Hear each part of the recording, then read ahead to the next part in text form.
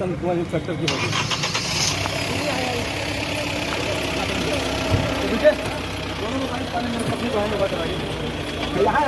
साथियों नमस्कार, मैं हूं नीरज पटेल और आप देख रहे हैं नेशन जनमत। तस्वीरों में जकड़े हुए जिस शख्स को आप देख रहे हैं, ये शख्स बिहार का बहुत बड़ा दुर्दांत अपराधी है। इसके नाम बिहार में कई मामले दर्ज हैं। इस अपराधी का सबसे पहला अपराध तो ये है कि इसने भारत देश में और उसमें भी बिहार में दलित परिवार में जन्म ले लिया।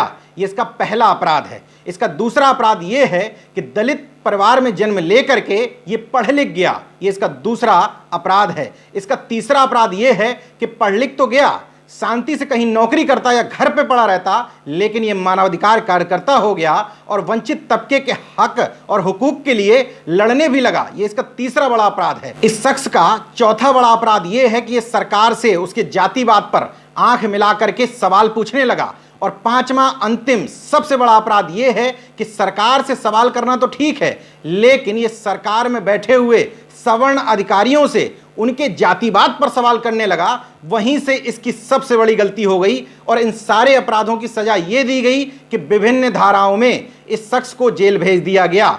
दलित अधिकारों के लिए और मानवाधिकार अधिकारों के लिए लड़ने वाले इस शख्स का नाम है राजू बैठा।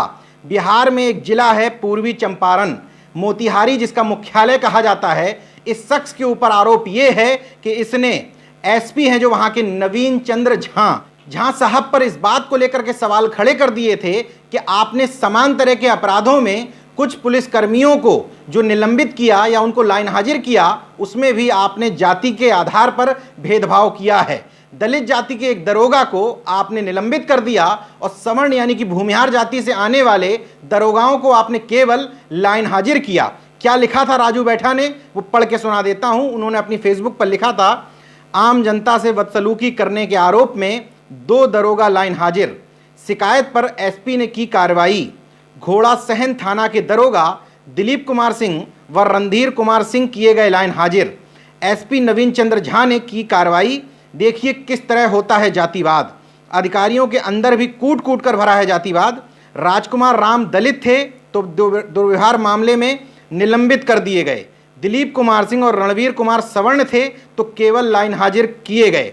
क्या एसपी साहब दोनों के लिए 2 कानून बने हुए हैं? एक ही गलती की 2 प्रकार से सजा क्यों?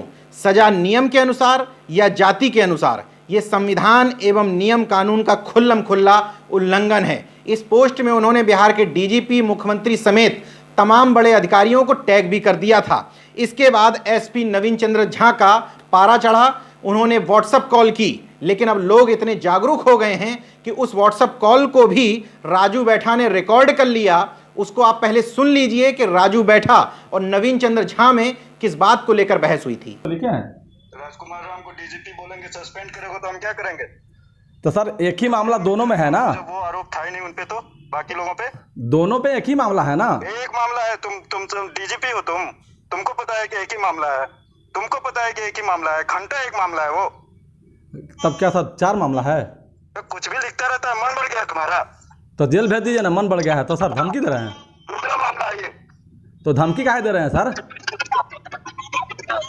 एकदम तुम दिमाग खराब है तुम्हारे। वो मतलब इसीलिए धमकी दे रहे हैं जेल भेजने का?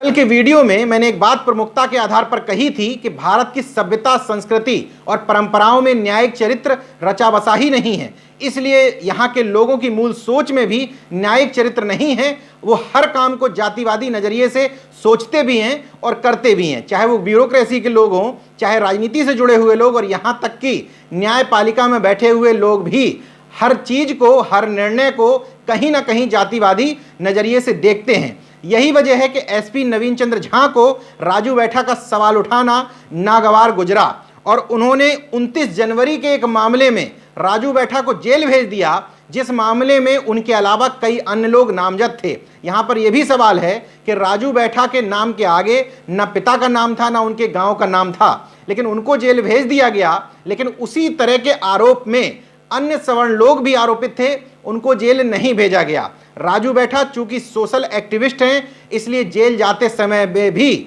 उन्होंने पूरी तरीके से जो आवाज उठाते हैं वो आवाज उठाई।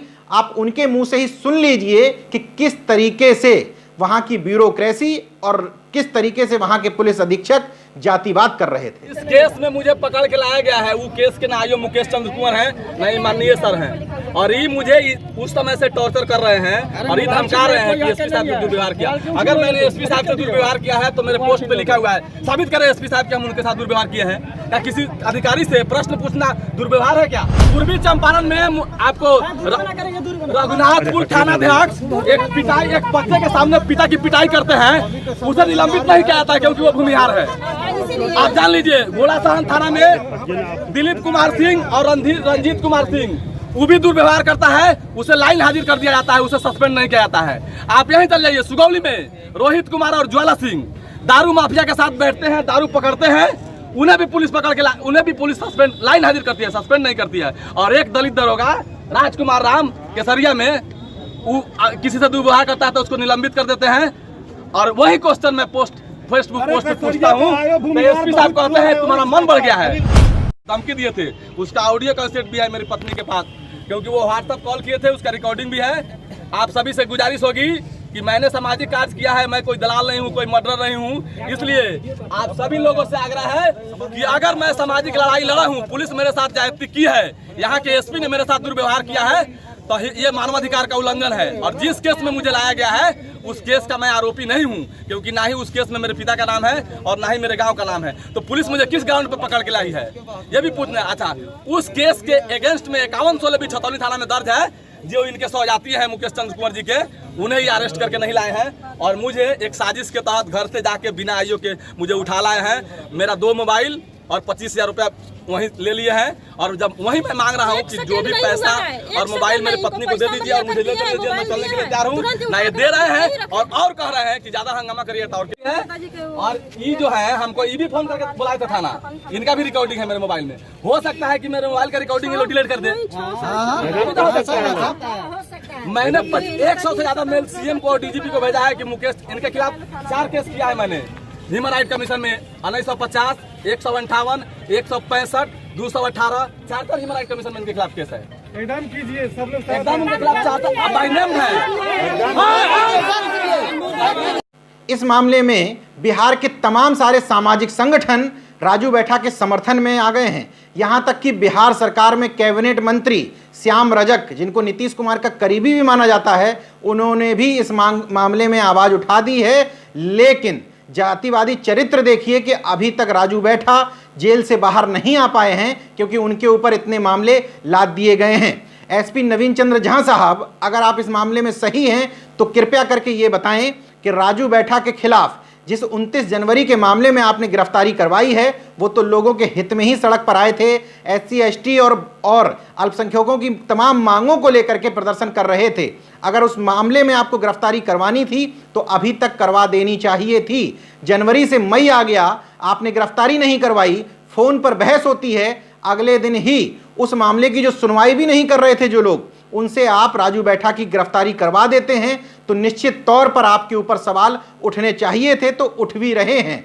वो तो भला मनाइए कि इस समय बहुजनों के हाथ में सोशल मीडिया का एक बहुत बड़ा हथियार लगा हुआ है, तो राजू बैठा की ये आवाज़ केवल बिहार ही नहीं, दिल्ली तक भी पहुंची, दिल्ली में भी लोगों ने विरोध किया, अब धीरे धीरे पूरे देश भर में फैल रही है और लोग इसका विरोध भी कर रहे हैं। वरना 26 मई को गिरफ्तारी हुई थी, 8 दिन बीत गए, पुलिस कब तक इस गिरफ्तारी को बढ़ा के चलती चली जाती, इसका कोई अंदाजा भी किसी को नहीं लग पाता। अब उम्मीद की जा रही है कि बिहार सरकार के एक मजबूत कैबिनेट मंत्री बोले हैं, तमाम सारे सामाजिक संगठन भी बोले हैं, अब ये एसपी कम से कम अपने जातिवाद से झुकते हुए राजू बैठा को निश्चित तौर पर जेल से बाहर करेंगे। हम यही उम्मीद कर सकते हैं तमाम सारे बिहार के लोगों से और देश भर के मानवाधिकार और सामाजिक कार्यकर्ताओं से अनुरोध करता हूं कि राजू बैठा के पक्ष में आवाज़ बुलंद करें। आप और कुछ नहीं कर सकते तो इतना तो कर ही सकते हैं कि राजू बैठा जैसे लोगों के हक में और समर्थन में आवाज़ बुलंद करें।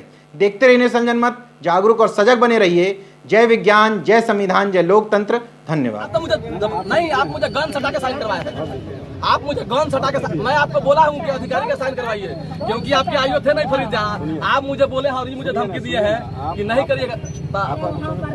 क्या पड़ता है, आप 25,000 रुपये ले ले मोबाइल दे। तो अगर आपने मेरा YouTube चैनल सब्सक्राइब नहीं किया तो प्लीज़ सब्सक्राइब कर लें और उस बेल आइकन पर जरूर क्लिक करें, जिससे जो मेरे न्यू वीडियो है